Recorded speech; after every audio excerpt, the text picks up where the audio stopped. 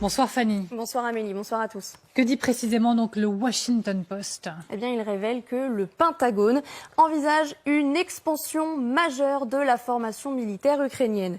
Les Américains partent d'un constat simple. Non seulement les Russes sont plus nombreux sur le terrain grâce à la mobilisation partielle de septembre-octobre, mais en plus, ils devraient continuer à surpasser l'armée ukrainienne en lançant chaque jour des dizaines de milliers de coups d'artillerie en plus de salves de missiles et d'autres munitions.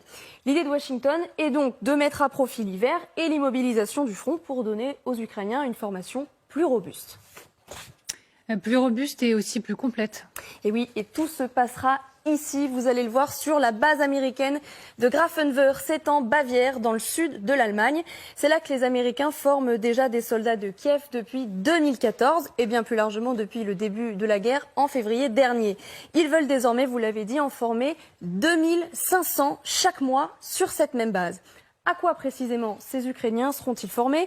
Eh bien d'abord à l'utilisation des armes fournies par les États-Unis, les fameux HIMARS, mais aussi les obusiers Howitzer ou les drones Switchblade par exemple, comme c'est d'ailleurs déjà le cas aujourd'hui.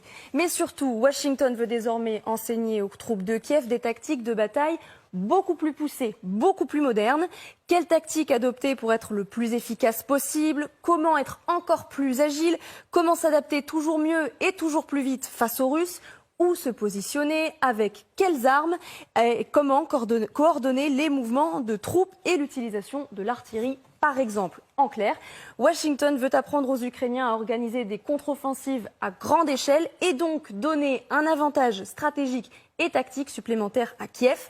La formation durera plusieurs semaines. Combien de soldats ukrainiens l'Occident forme déjà actuellement? Bien, concernant les États-Unis, on n'a pas de chiffres précis, mais on sait qu'ils seraient des milliers et donc que les Américains veulent accélérer. Le Royaume-Uni a également un programme de formation large lancé en juillet. Depuis cet été, 10 000 soldats ukrainiens s'entraînent chaque mois en Angleterre. La France, de son côté, a promis d'en former 2000, formation de base du combattant, mais aussi formation à la logistique et surtout à l'utilisation des armes fournies, en particulier les canons César. Cette formation, elle se passe sur une base du sud de la France. Et puis d'autres, vous le voyez avec ces images, sont entraînés en Nouvelle-Zélande.